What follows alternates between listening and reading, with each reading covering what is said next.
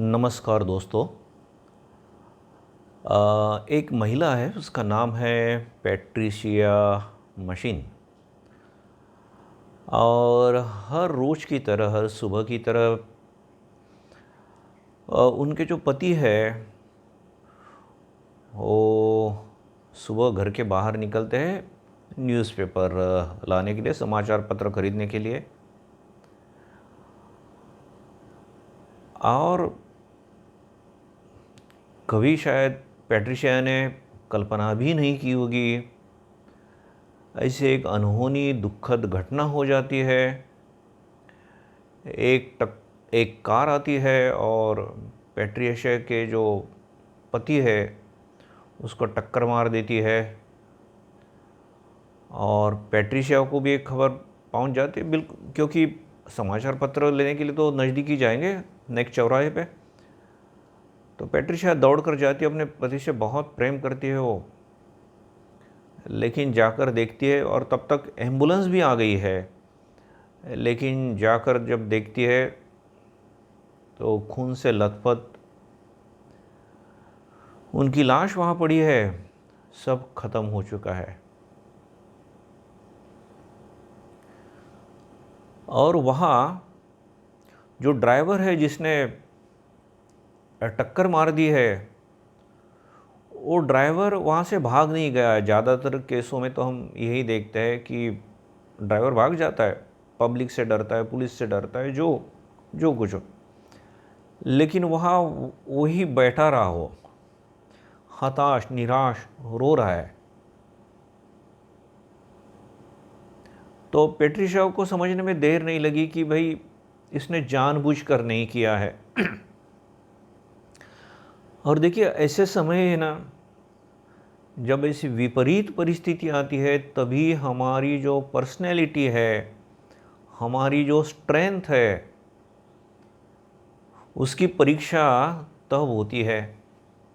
स्वामी विवेकानंद जो कहते हैं ना, strength is life, weakness is death. अब स्ट्रेंथ माने फट से किसी को एक घुसा मार दिया, दैट इज़ नॉट स्ट्रेंथ। अब यहाँ पैट्रिशिया उस ड्राइवर को समझाती है, उसकी इमोशनल स्टेबिलिटी देखिए कितनी ज़बरदस्त होगी, उसका मन देखिए कितना विशाल होगा, उसकी स्ट्रेंथ देखिए कितनी होगी। वो ड्राइवर को समझा रही कि भाई तुम्हारी गलती तो नहीं थी, या तुमने जानबूझकर नहीं किया है, ठीक है, मेरे लिए बहुत बुरी घटना हुई है, इससे मैं बाहर कब निकलूंगी मुझे मालूम नहीं है, लेकिन मैंने तुम्हें क्षमा की है और मैं लिख कर देती हूँ। और उसने लिख कर दिया पुलिस को, कोर्ट को, कि मेरे साथ बहुत बुरी घटना हुई है, लेकिन मेरे से कई गुना ज़्यादा बुरी घटना जो जो ड्राइवर था विलियम, उसके साथ हुई है, मैं उसे क्षमा करती हूँ। तो उसकी वजह से उसे कोर्ट से भी बहुत बड़ी राहत मिली। तो ये जो क्षमा है, ये हमारे शास्त्रों में भी, लगभग सभी शास्त्रों में होगा। जैसे विशेषकर हमारी भगवत गीता जो है, हमारे हिंदू शास्त्रों में लगभग हम सर्वोच्च स्थान उसे देते हैं। उसमें जो उत्तम भक्त के लक्षण हैं, उसमें भी एक क्षमा शब्द आता है। अद्वेष्टा सर्वभूतानां मैत्र करुण एव च निर्ममो निरहंकार समदुख सुख क्षमी। क्षमी माने क्षमा करने वाला। तो वो मेरा उत्तम भक्त है। तो भगवान का उत्तम भक्त अगर हम बनते हैं तो कृपा के दरवाजे खुल जाएंगे। दूसरा फिर गीता में यही शब्द और आता है, दैवी संपन्न गुण संपन्न कौन लोग हैं, किनमें दैवी क्वालिटीज़ है, हम बोल सकते हैं। तो जो 16वां चैप्टर है, 16वां अध्याय है, अभी हमने जो पहला श्लोक बताया वो 12वां चैप्टर है भक्ति योग, उसमें का 13वां श्लोक है। और अभी जो 16वां चैप्टर है, 16वां अध्याय है, उसमें दैवी गुण जो बताया है, दैवी गुण और आसुरी गुण भी बताया, तो उसमें तीसरा श्लोक है, तेज क्षमा धृति शौचम अद्रोहो नातिमानिता भवन्ति संपदम दैवीम अभिजातस्य भारत। तो ये दैवी गुण है, तेज क्षमा धृति शौचम। देखिए यहाँ भी क्षमा आया है। तो जहाँ तक हो सके हमने मन से क्षमा करनी चाहिए। हम अगर बहुत विष रखते हैं तो उस विष का परिणाम हमारे ऊपर ही होता है। अब इसका मतलब ये नहीं है कि कोई लड़की जा रही है, कोई उसके साथ जाति करता है तो उसने कुछ भी नहीं करना चाहिए, ऐसा नहीं है।